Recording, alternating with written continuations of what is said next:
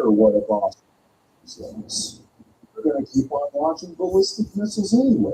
They're not going to follow a stand down order from the boss. Okay, so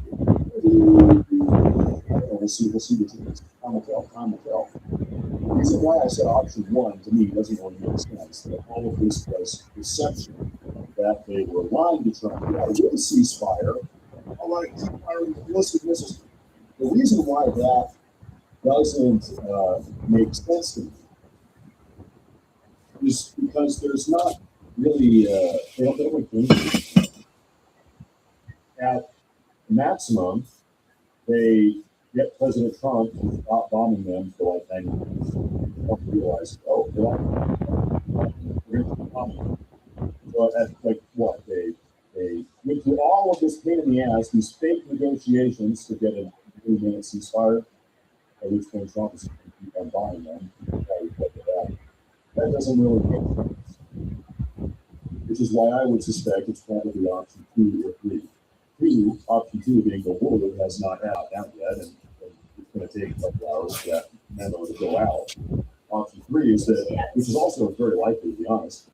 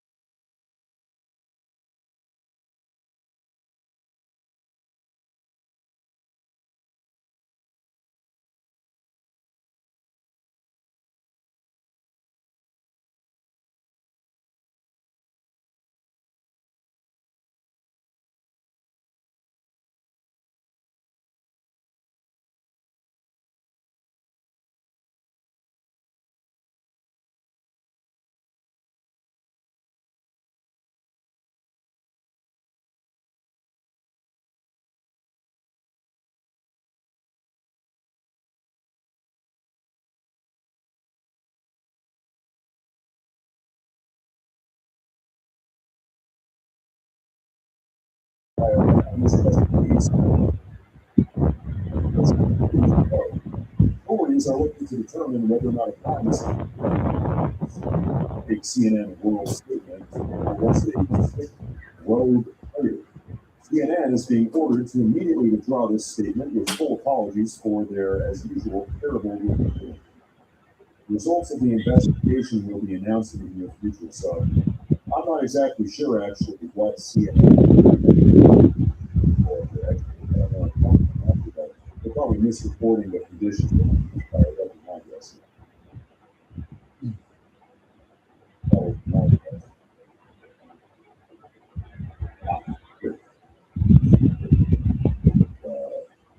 This is 1 hour ago. President Donald Trump said he'd agreed to a 2-week ceasefire with Iran, but 3 hours before the deadline to destroy the whole civilization. Iran said the ceasefire agreement is one of the conditions of Iran. I wonder what specifically.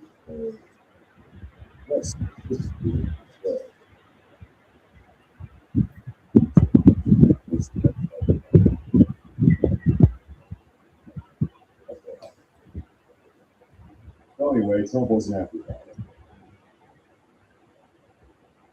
I'm not sure.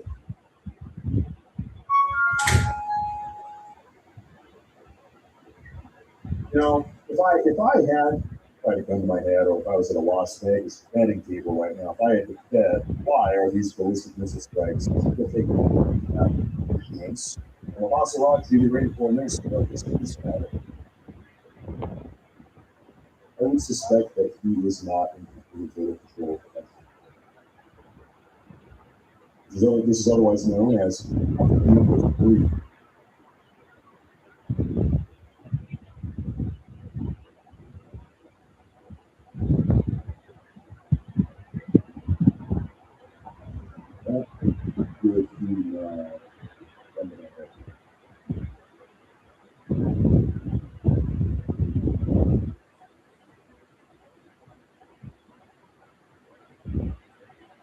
And time will tell. Time will tell. That's another, determining if that is the case or not. That is just a function of time. We're going to find out in these 24 hours.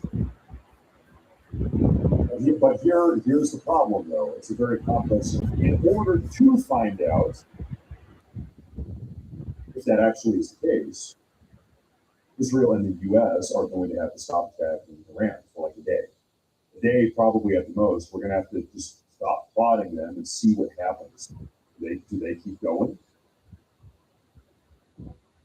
It's the only way to know. Now, are we going to? Is Israel going to do that? I don't know. I don't know. We'll see. We will see.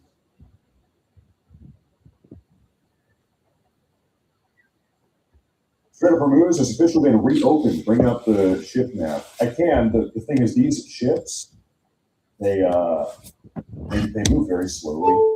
I doubt we're even going to be able to really well, let me mute this because you are perhaps starting to see something crazy. What do you see here? It's kind of a curious little formation here. It's almost like they're going somewhere. Well, no, you know what? I think I've got a pretty cool tool. What am I not logged in? Oh, I am. Beautiful.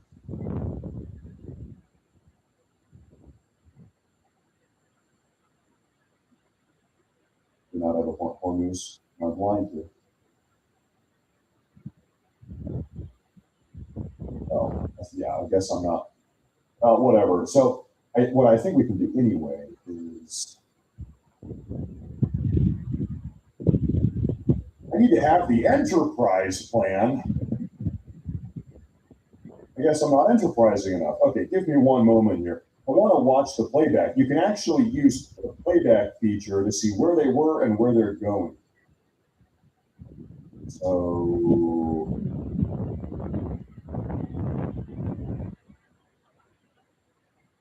got good news. I think I do have the enterprise plan. And $100 a month for it. I better have it. Okay. All right. I think I'm logged in. Okay. So what we can do now is here's the point. The last 7 days. Can we do last? Let's do last 24 hours. We're looking here. I'm going to put this on turbo speed.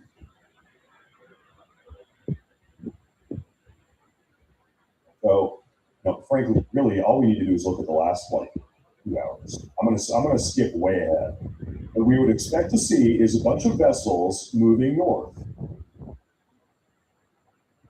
starting right about now. Right about now, we would expect to see that.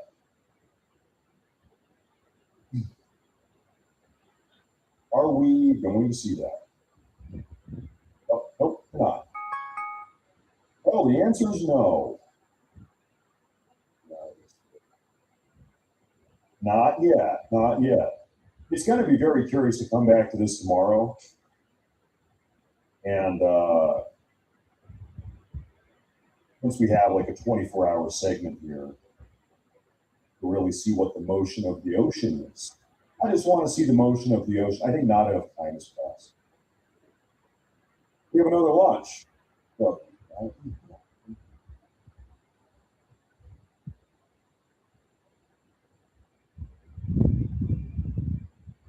almost like they want to get nuked. It's almost like they want Trump to nuke them at this point.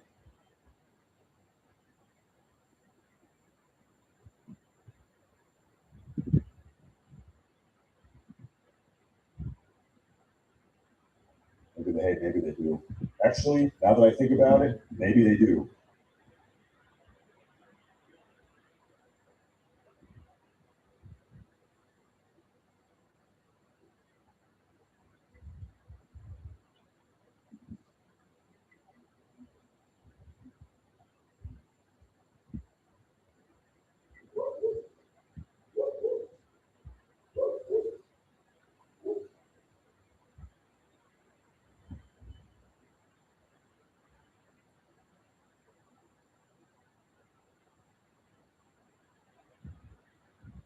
"25 minutes ago, we've got a statement from the Prime Minister of Pakistan. He's the guy that sort of negotiated this. He was the intermediary here. He says, and I quote, "With the greatest humility, I am pleased to announce that the Islamic Republic of Iran and the United States of America, along with their Christian allies, have agreed to an effective, immediate ceasefire everywhere, including Lebanon and elsewhere, effective immediately. Immediately. I warmly welcome this sagacious gesture and extend deepest gratitude to the leadership of both the countries and invite their delegations to Islamabad on Friday, April 10th, 2026, to further negotiate for a conclusive agreement to settle all disputes." So the Pakistanis, they have invited, this would be Kushner, Witkoff, and J.D. Vance to Pakistan to meet the Iranians in person to work on negotiating like the real primary deal, which is a permanent end to this war.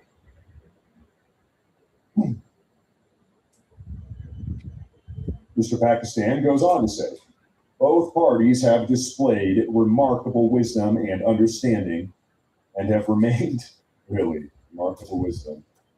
Anyway, "they have remained constructively engaged in furthering the cause of peace and stability. We earnestly hope that the Islamabad talks succeed in achieving sustainable peace and wish to share more good news in the coming days." Yeah, thank you, Iranian regime, for being so wise and understanding in your pursuit of peace. Thank you, Iranian regime, for that.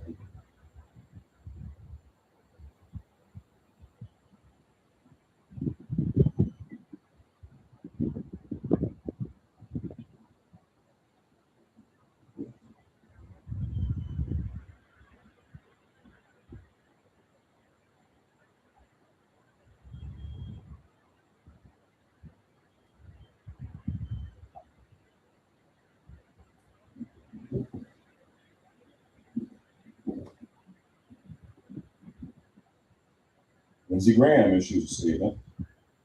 Lindsey Graham says, like everyone, I hope we can end the reign of terror of the Iranian regime through diplomacy.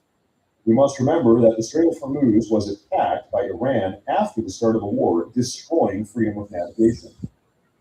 Going forward, it is imperative Iran is not rewarded for this hostile act against the world. As to an Iranian 10-point proposal to end the war, I look forward to reviewing it at the appropriate time and its submission to Congress for a vote, like we did with the Obama JCPOA. I want to reaffirm that from my point of view, every ounce of the approximately 900 pounds of highly enriched uranium has to be controlled by the U.S. and removed from Iran to prevent them in the future from having a dirty bomb or returning to enrichment business. Yeah. Now, whether or not this is going to make its way into Congress, I doubt.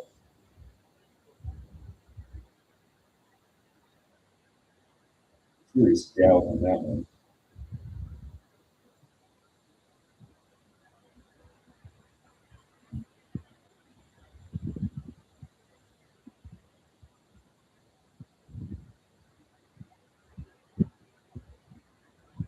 Oh my gosh. You want to know what I'm seeing all over Twitter right now? Ladies and gentlemen, I'm seeing the never-ending third world hordes on the internet that are spreading all type of, pardon my language, of course, with propaganda. They're saying Donald Trump surrendered to the Iranian regime. He's giving them everything they wanted. Donald Trump agreed to pay the Iranians reparations.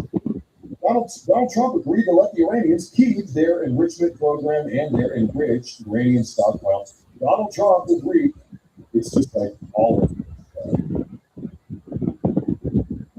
this third world fake news bullshit.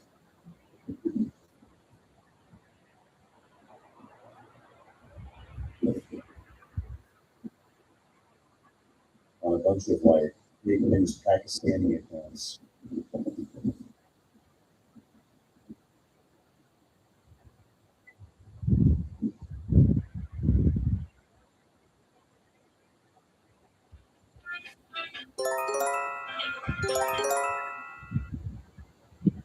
Ladies and gentlemen, we have a statement from a White House official.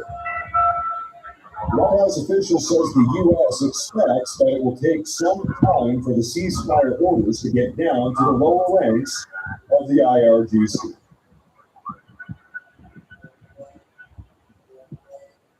And on that note, here's your next ballistic missile attack brought to you by the Iranian regime. This ballistic missile attack has been brought to you by the Iranian regime. Use promo code IRGC for a 15% discount on ballistic missile attacks.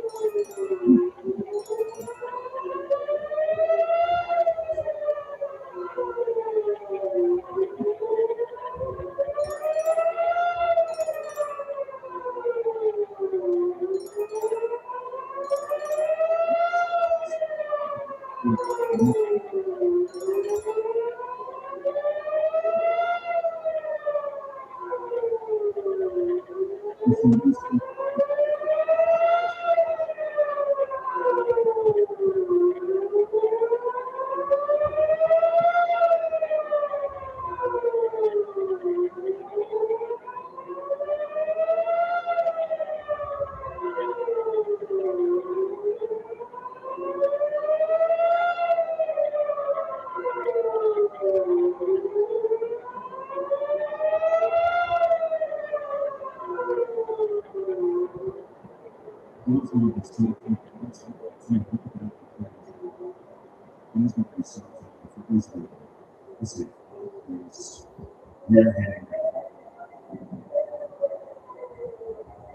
you look at a situation like this, it's like you can't even blame them, honestly. Look on cam 12.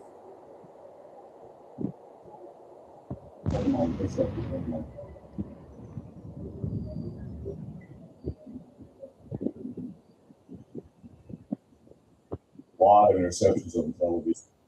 Let me see. The Iranians, they're actually hitting Tel Aviv and Haifa right now. Those are two different locations. There was some amount of coordination here.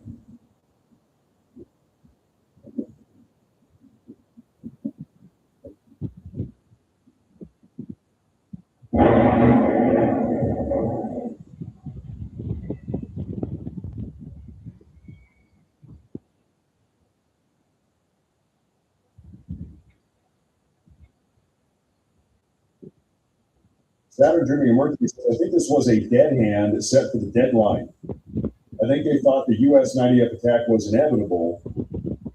This was set up already. You know, there was a thought that occurred to me. That was the thought that occurred to me about a half hour ago, and I didn't say anything because, frankly, I don't know if the Iranian regime has the capacity to like pre-program or schedule a ballistic missile launch in the absence of direct human involvement. I don't know. I don't know.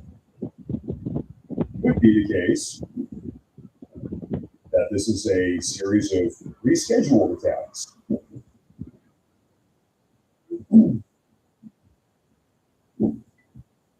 But frankly, I don't know if they can do that.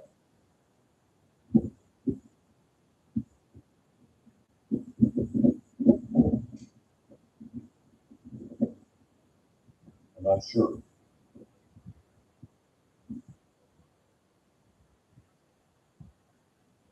Curious idea, nonetheless.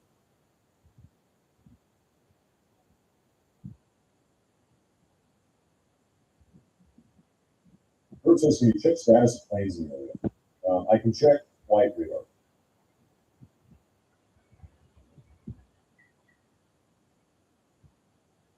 Right.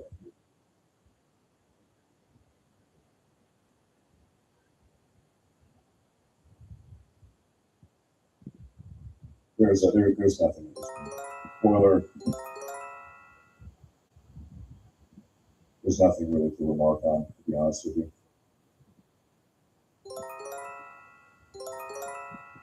We're tracking military jets right now. This is look at that, Luxembourg toothpaste. Hey, Luxembourg. This is a NATO plane.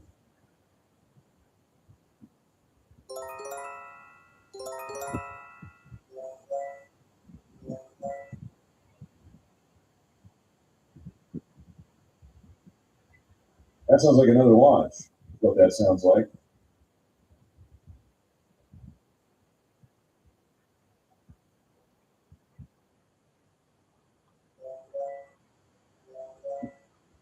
Okay, folks. It's not a launch. They are here. They are on top and coming in hot.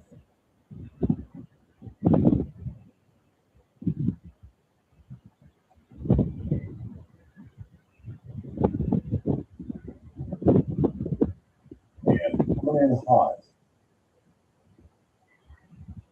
On cam 3, it looks like that one is coming in. Are they going to intercept that, or I think that one probably did. That one got very low on cam 3.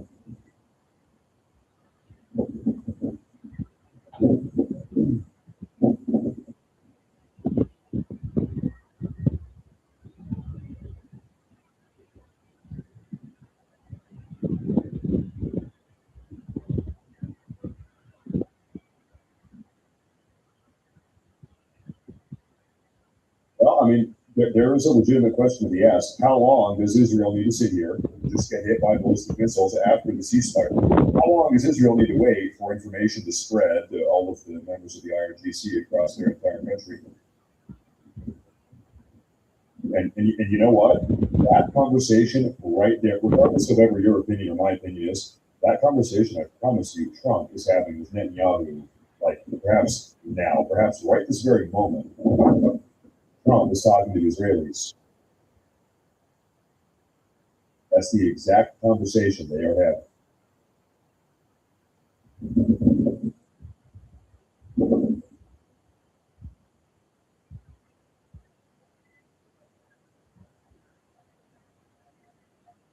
I was going to say, folks, at 8 a.m. Eastern Time tomorrow, Hegseth and Chairman Payne, they're having a press conference about Operation Epic Fury. I will not be here in the morning for that, folks, but we'll take a look at it afterwards.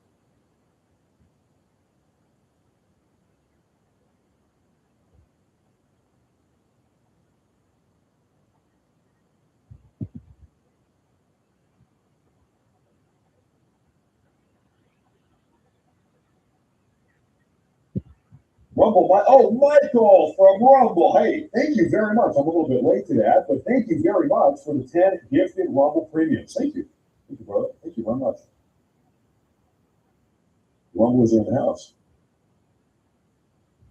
We've got Rumblers in the house. Thank you very much.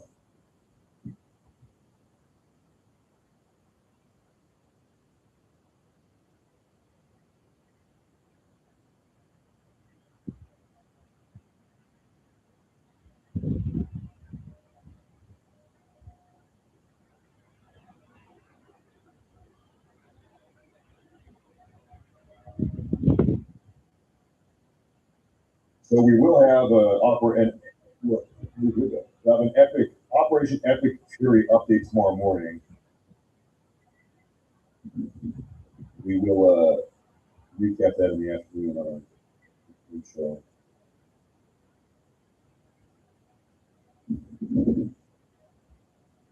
I know 9:10 Rumble, and we're not even like on that front page slot. I cannot believe how well the Rumble shows are going. I can't believe how well the YouTube shows are going. I can't believe anything.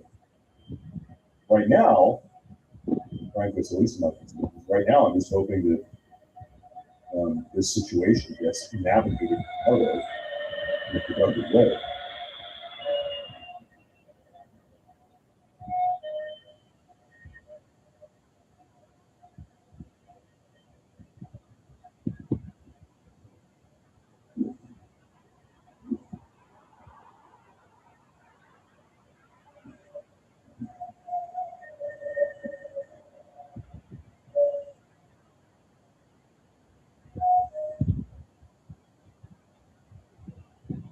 For those who knew Trump wasn't going to vaporize 90 million people tonight, congratulations, you passed the easiest IQ test of all time.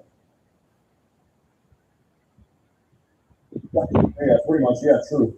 Look, there were people this morning that, unironically, literally thought that Donald Trump was going to launch nuclear bomb after nuclear bomb after nuclear bomb, scorching, irradiating the entirety of Iran, genociding in a nuclear holocaust 90 million Iranians. That was the talking point this morning. I kid you not. So for those of you that passed, congratulations. You are graduates of the Morris Support Learning Center. Congratulations.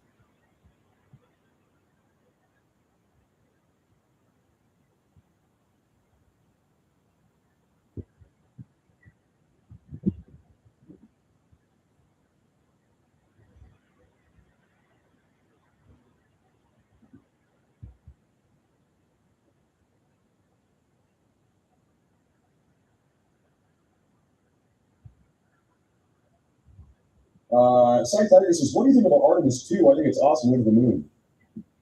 Frankly, I haven't really been following Artemis 2 like very loosely. But yeah, no, it's cool. It's cool. I like that stuff.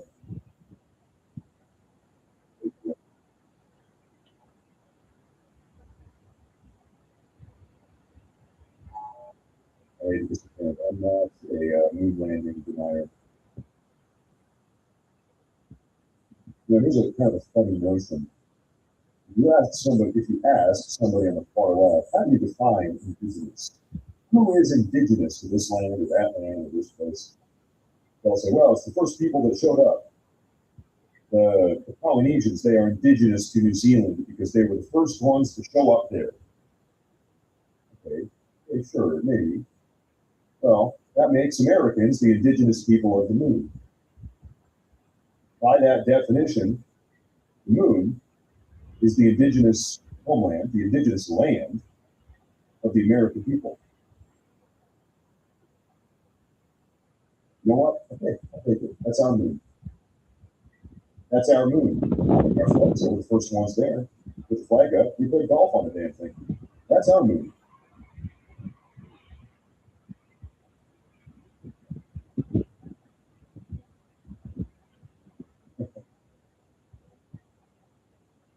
Who else has played golf on the moon? I think so.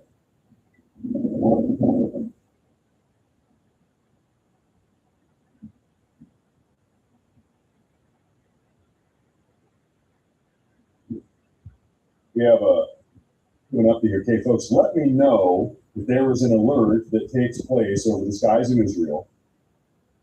Until then, the report I want to take a listen to you folks. And with that, we're going to bring in Lieutenant General Keith Kellogg with us tonight. And sir, it's good to have you on such a big night. Just want to get your immediate reaction to what we've just seen in the last half hour. Yeah, Rob, thanks for having me. It's good to be with you. Look, I'm reminded of so many times when people acknowledge the president, and you just go back to this track record. It's what Shakespeare wrote when he wrote the play The Tempest. Past his prologue. When you think what he has written about before he was president, and then when he attacked Assad after he used no gas on their citizens, and then he moved the embassy in Jerusalem, in Tel Aviv, then he killed Soleimani. This is something he's done all along. The guy is a living action verb, and the difference is courage. He has done something as a president of the United States that no president before him has done. He not only talked about it, he actually did it. And I think people are now starting to realize this guy really means what he said. Yeah. Some of these people take a long time for him to get it. But now he's got it, he's got their attention, we've opened up the straits, that's good. Now, on a personal level, do I trust the Iranians? Not really. And we're going to see how it plays out in the next 2 weeks. They've got a role to play. They now know the president's very serious about it. They'll commit forces if he has to. They'll bomb if he has to.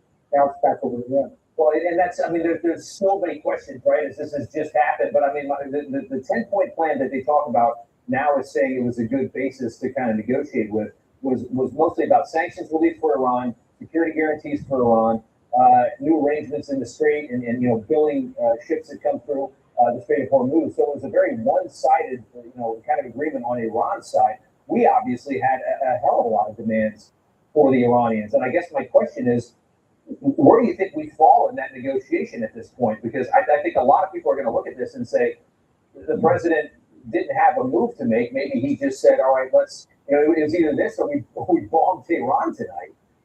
So I think that a lot of people thought this is where this was going to go. The Iranian regime won out. They talked a big game. They won out. They know that they are not going to walk away from this being allowed to tax every single vessel going through the Hormuz with $2 million. They're not going to leverage a $2 million tax going through the Hormuz.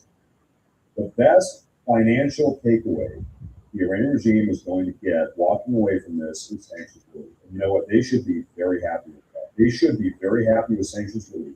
It's very simple. They are going to reopen the Hormuz. They are going to shut down their ballistic missile, drone, and nuclear enrichment program. They're going to stop funding terror processes in the region, and in exchange, we are going to stop blowing them up, as we've been doing for 5 weeks, and we will lift our sanctions on their oil. That's the deal. I promise you, once this is all done and over with, that is what this is going to look like. Nothing more, nothing less. That's what the deal will be. Do you think that we have a strong enough hand at this point to get what we want out of Iran? Oh, without question. Of course we do. Look, I listened to their foreign minister, Rashi, when he actually wrote a book on negotiations. And they call that in the Middle East, when you deal with them, it's market style. In other words, you and I would call it bargaining. When you go to a place and you want to buy a rug, you want to go back and forth. I think they see that, but they also go back to what I said earlier. If they realize they are now dealing with an individual who's very serious about action, to him, results count, and the fact that acting counts. So I think they now realize that. They realize that this is the guy who's very willing to take Carg Island, to take their oil supply, to take their lifeline. They'll open up that Gulf if he has to. So you're going to do it voluntarily by force. You're going to do it one of two ways. I think they want to survive. And I think they'll hopefully start to negotiate and realize this is a losing game for them. And it's great kudos to the President of the United States. It's great kudos to our military. Yeah. The result is absolutely incredible to watch. It is. I mean, it's something to see this kind of move in this direction. And obviously, the markets are going to go nuts tomorrow, and the price of oil, I imagine, the futures will drop quite quickly, and there'll be a lot of things that are going to be viewed as very positive. My question is, though, I mean, are we going to get Iran to actually give up the nuclear program and to operate in a way where, some kind of oversight is real and not like it was in the JCPOA where it was an imaginary oversight that just appeased the Obama administration? Okay, folks, I'm getting confirmation. The Truth Social post Trump made, we read through it, about CNN. CNN spreading fake news. Trump was mad about it. This post, that CNN post, was this Iranian 10-point plan. CNN posted out a fake 10-point list.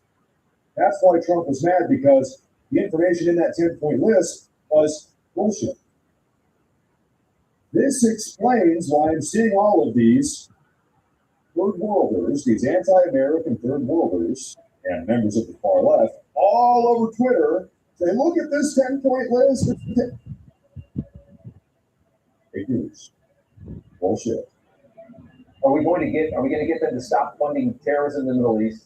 Are we going to get them to be a more Western-facing nation, not fully Western-facing, but are we going to get this country to behave in some sort of a manner that's appropriate and aligned with the rest of the world? Well, yeah, I hope so. But this is what I've said repeatedly, that it's a change of government. It's not necessarily people in charge, but when you're looking at a theocratic government, when it's seeing a death to America, you want to move to a more established type of government that you're going to have in that country. Right now, they don't have it. A lot of the mullahs already back in lost. Most of them are now dead, and it's constantly going down the line. I don't think you're going to find any real reasonable characters that are going to be working with Iran. They're doing it by sheer threat, and they realize as long as President Trump is in the White House, they're going to face somebody with great results. So when you look at somebody like Karachi, who's their foreign minister, or you look at Bahidi, who's the leader of the Republican Party, these are all hard on them. They're still alive. But they actually realize what's going to happen. And we've gone far enough down the line that some of these people now are starting to say, maybe it's better we get along with these guys. And over time, hopefully you'll have to change government too. Okay, I have got to show you guys something real. Big drama right now over this 10-point list. Here's a random user on X. This is going viral. Over 250,000 views on Twitter. It's by Owen Jones. He's a YouTuber. Socialist, anti-fascist. Okay, so you know what's going on here. Anyway, he posts on Twitter, this is Iran's 10-point plan, which Trump has accepted as a workable basis. This is the biggest strategic defeat suffered by the U.S. since its emergence as a superpower. And this is the fake 10-point list put out by CNN. I'm not going to believe this. Stephen Chung, a member of the Trump administration, assistant to the President Trump and White House Director of Communications. That is on his official government account. He says, you have no idea what the fuck you are talking about, you loser. Go back to whatever hole you crawled out of because you clearly cannot read. Wow. So we're not playing games with this 10-point list. Trump administration is not playing games with this 10-point list. We're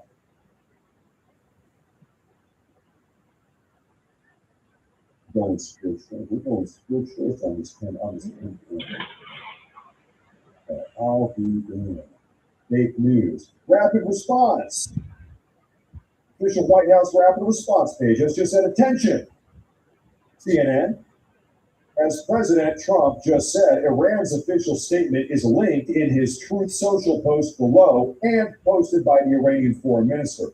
This alleged statement by Iran is a fraud. Correct this immediately. Wow. Yeah. This is big drama. Big drama.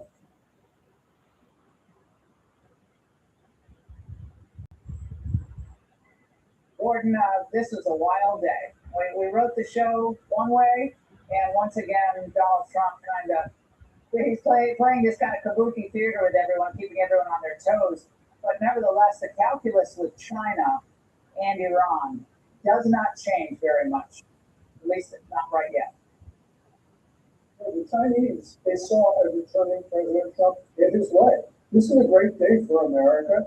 And China, although it's been supplying Iran with weapons and all sorts of stuff, actually is a bystander. They do not want to stand up to the United States. They know they don't have the power. They know that Trump is making history, and they can't do anything about it. So this is a great day for the United States. Gordon? I agree. I do agree. Really, who is the single biggest loser in all of this? Who has been consistently, beyond the Iranian regime? It's China. China. You blinked. You panicked. You tuned out. You didn't trust the plan. You betrayed Trump. Now your children will know of your disloyalty and your cowardice. Your descendants will despise you for what? It didn't have to be this way. All they had to do was trust President Trump. But they melted down. A lot of these people, they melted down. They imploded. In bad faith, because he said explicitly, we're bringing to an end the 47-year regime, that's the IRGC, and God knows the people of Iran. So people can act in bad faith. The president didn't. He was threatening the regime. They got the message. They begged for the ceasefire. They begged for the ceasefire.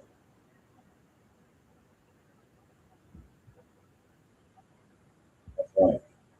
President Trump said the 2-week ceasefire with Iran, brokered by Pakistan, was, quote, subject to the Islamic Republic of Iran agreeing to the complete, immediate, and safe opening of the Strait of Hormuz. And guess what? That is exactly what has just happened. Really, it's very basic. Okay? Trump said, hey, Iran, open the Hormuz, or we are going to send all of you to hell, pretty much. And here's a timeline. Open the Hormuz by this timeline, otherwise you're screwed. What happened? Well, the Iranian regime has agreed now to reopen. Before that timeline hit, the Iranian regime has agreed to reopen the Hormuz. I was really looking forward to Bridge and Power Plant Day. I'm going to be honest with you. This was something we hadn't seen before. I was excited about the prospects of finally knocking the regime out. But you heard from your guests, 35,000 points, and they're brilliant. I'm going to tell you from my perspective, being on the ground, you give us 2 weeks. This military machine, you give us 2 weeks to resupply, get our interceptors back.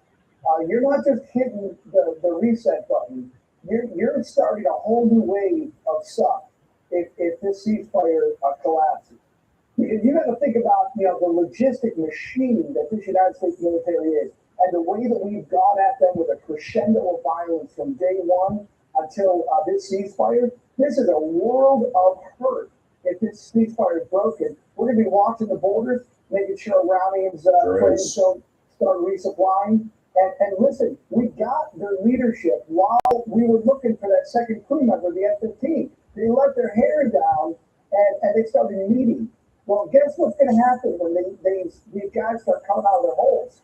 They're going to get lazy and complacent. If that ceasefire cracks one bit, we're going to have a lot of targets of opportunity. Yeah, they'll be pretty exposed in the next couple of weeks. So you're saying there's a possibility in 2 weeks, if the deal isn't the way we want it to be, we can just have re-armed, re-racked, and go back at it and finish off those targets that we still left out there. Is that a strong possibility? Let the markets recover, let the oil start flowing, go back in 2 weeks later and finish the job. You see that happening? I'm saying that if it is a possibility, the wave of destruction that comes their way, right now what we're doing is we're trying to balance the amount of firepower that we have in the area. We got to get a B-52 from England. We got to get F-15s over here. We got to go to Diego Garcia. We got to knock on the door of Missouri and bring the B-2s in. Everything is positioned. Everyone is rearmed. And when they come at that wave, it's going to be like day one when you had 200 bombers, 200 fighter jets in the air, and everyone is rest, everyone is hydrated, new socks, we're ready to go, and that's going to be a world of hurt. Folks, this 10-point list is like, you're living in the drama zone right now. All of this is unfolding real time. There's an account called the Flash Report. Iran says the U.S. agreed to, and then here's the infamous 10-point list. You're having accounts. This guy's a European, United Kingdom. So he says, how can Trump have agreed to all of this? It sounds like total capitulation. He didn't. It's fake news. He didn't. It's complete fantasy and Iranian propaganda. Why are you quoting West Asian accounts as fact? Wait, is this account? Where is this account?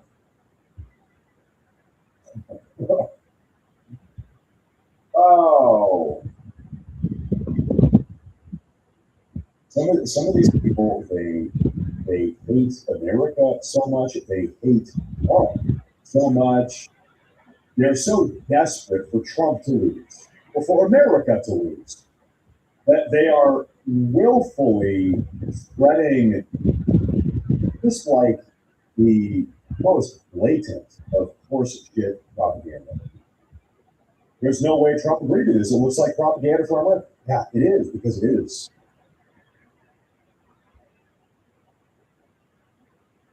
False. This sounds impossible. Because it is impossible.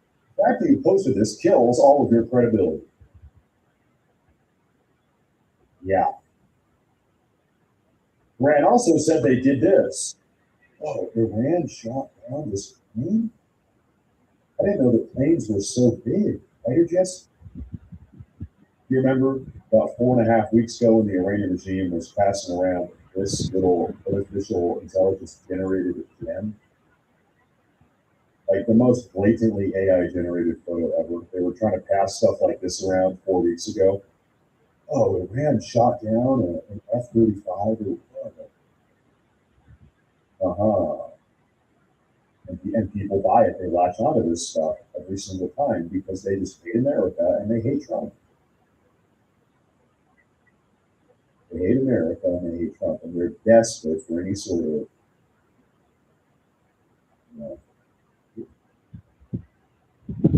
anything that corroborates their own insane notions. I'm going to scan for some. Hopefully, I can find some actual news updates here.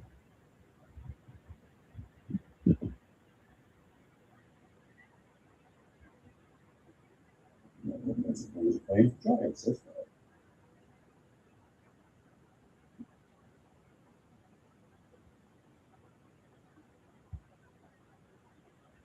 It's something else. It's unbelievable. Iran blinked. And you know what? Here's what I'll tell you. If they don't do exactly what Trump wants going forward, this is a 2-week ceasefire.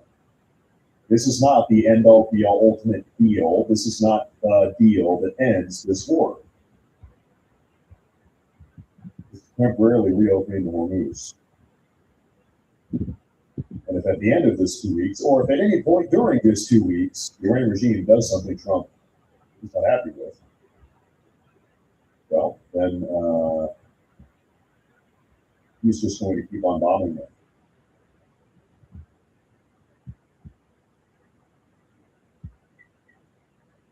This is the deal before the deal.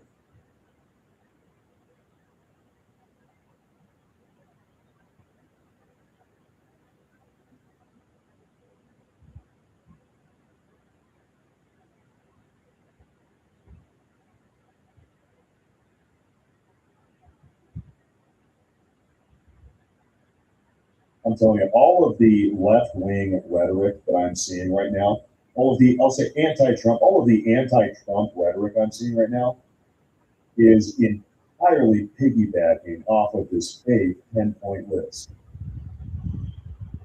They've got nothing else. They have nothing else. All they have is the fake 10-point list.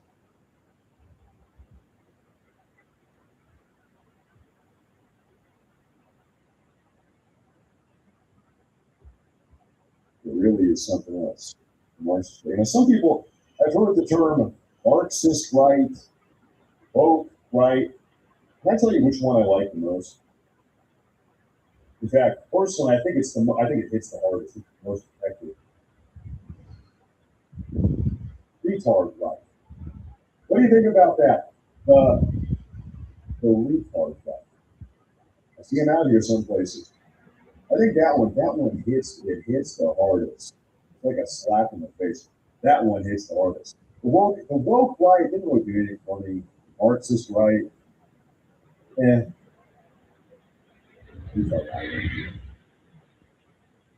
one hits hard.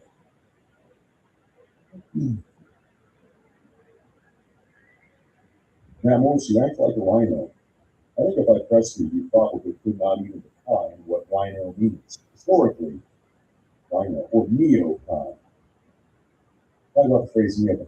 Here's a great conversation. What differentiates President Trump from the neocons? Neocon geopolitical foreign policy sort of built on this idea that it is America's objective, our purpose. We must do this at all costs, taking on debt, sacrificing young American lives, whatever the cost. We must spread our sense of liberal democracy, our liberal Western ideas to the far reaches of the world. Let's talk about Iraq. This was the George Bush and also Barack Obama approach to Iraq. We call them neocons of neocon foreign policy.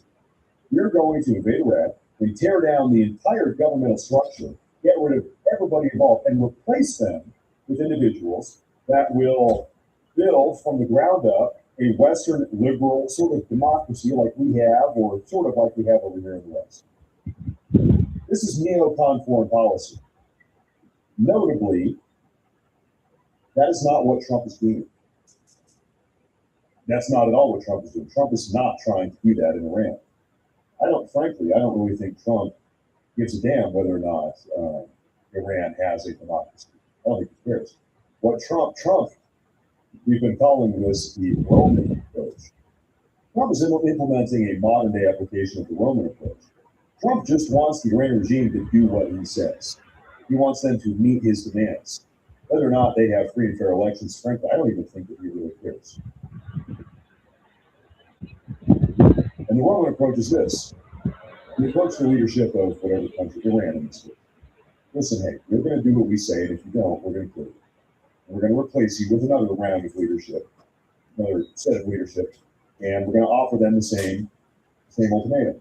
Now, if that first group says, no, we're not going to capitulate and give you what you want, then Trump kill them. People will know. Okay, second round steps in. All right, same ultimatum. You're going to do what we say. You're going to capitulate. And if you don't, we're going to blow you up. And now we've done that. Trump has done that to the Iranian regime like 3 or 4 times. Trump is not trying to bring a liberal Western-style democracy to Iran. He's not once has he said that is his objective.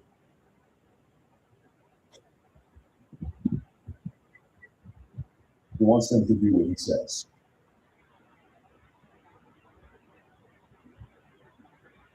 Which seems to be a much more realistic objective. I mean, this is what he did in Venezuela. Did Trump completely rip out every single member of the Venezuelan regime? No. He approached the head honcho, his name was Maduro. He said, Maduro, you're going to do what we say. And if you don't, something very bad is going to happen to you. Maduro laughed in his face. Not too long thereafter, a bunch of Delta Force operators and Apache helicopters knocked on his doorstep and discombobulated him and snatched him up and brought him back to New York. He's sitting in a New York City prison cell. Then Trump went to Maduro's number 2, vice president named Delcy Rodriguez. He said, listen, Delcy, I'm going to give you the same offer, the same ultimatum I gave to Maduro. You're going to do exactly what we say, when we say, how we say it. And if you don't, then the same or worse fate that met Maduro will be meeting you very shortly. Delcy, he said, okay, I'll do what you said. Here's a very recent example of really what Trump's proposed. This is the Trump approach to dealing with belligerent leaders around the world. And he's effectively applying this same approach to the Iranian regime. It's taking a little bit longer, a little bit more complex.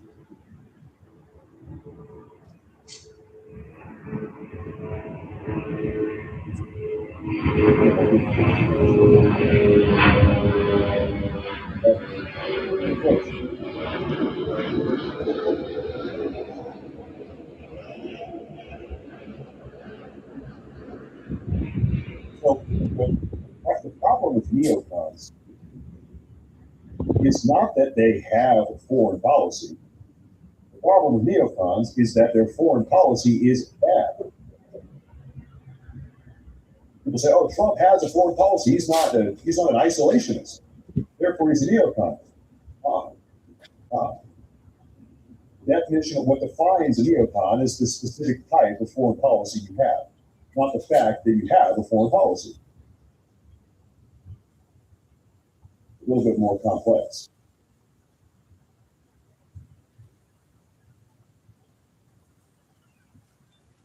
This ceasefire Iran for shooting missiles. I'll tell you what, it has been now about half an hour, maybe 40 minutes since we've seen Iran fire a missile. Iran fired ballistic missiles for about 40 minutes after the announcement of the ceasefire, but now, for the last 40 minutes, there have been no missiles. I don't know, cross your fingers. Cross your fingers, I suppose.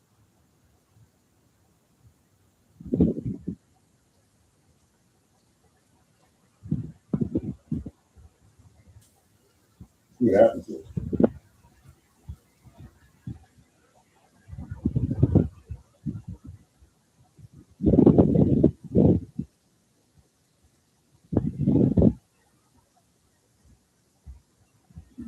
We shall see.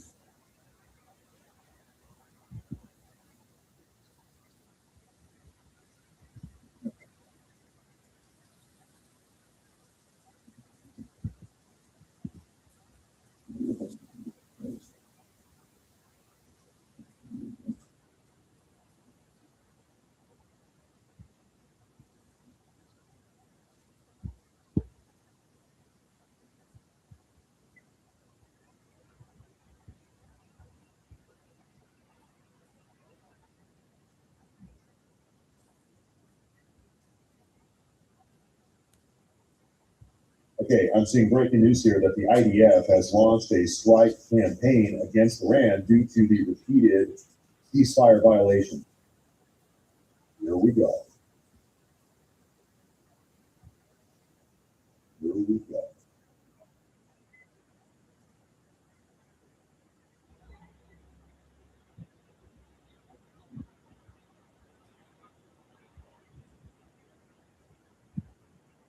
We're waiting to see if we have more confirmations of this.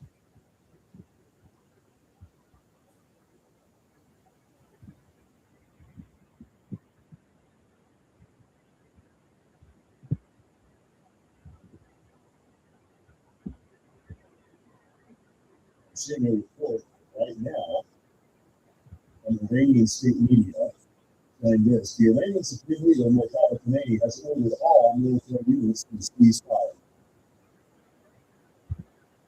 That's coming from Iranian state media. We have a Jesse Waters video looking this up. They've been calling the Strait for making threats, but yes, the threats work.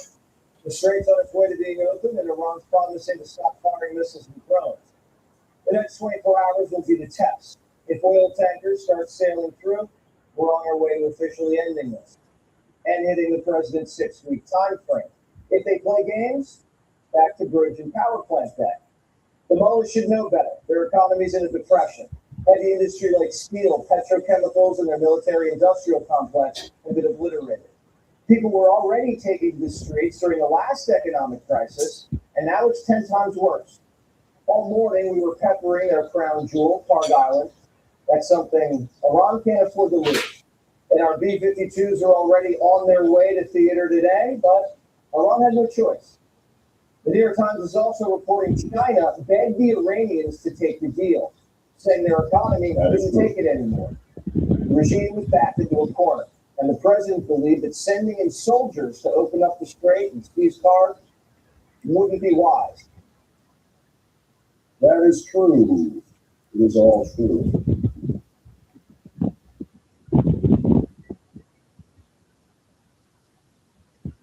That is true. It is worth remembering what was the purpose of Trump's ultimatum to Iran. Trump gave 10 days ago, almost exactly, Trump gave the Iranian regime a 10-day timeline that expired 1 hour and 5 minutes ago. 10-day time. What was the purpose of that 10-day ultimatum? It wasn't to give the Iranian regime 10 days of notice that we're gonna bomb them 10 days from now. But the purpose was to threaten them so that they would capitulate. What has just happened? Well, think about this. What has happened as a consequence of Trump's 10-day ultimatum, which was really a threat? Do what we want, in this case, open Hormuz, or we are going to blow the